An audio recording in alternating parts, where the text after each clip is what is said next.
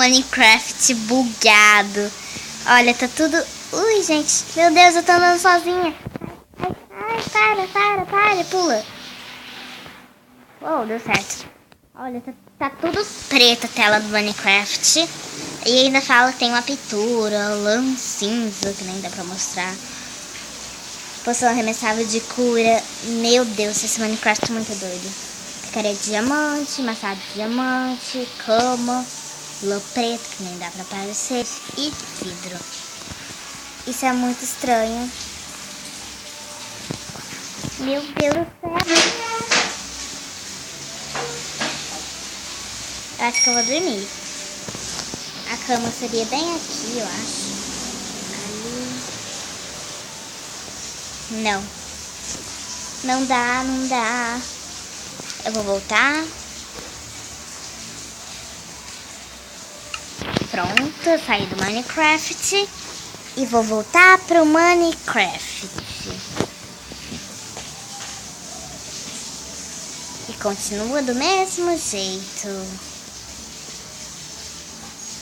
Cadê?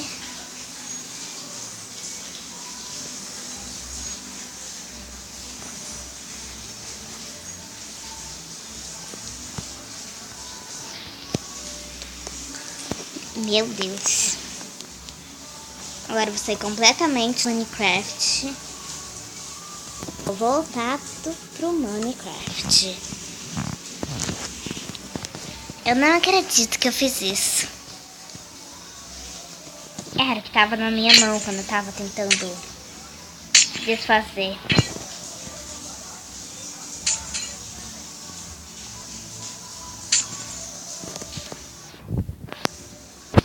Tá bom. O Minecraft ficou normal de novo. Nossa, isso foi um bug total. O Minecraft mudou. Vamos logo, né? Isso é o que é o que eu vou mostrar hoje.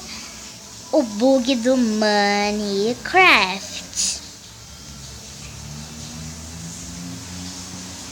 Então, gente, adeus e até o próximo vídeo.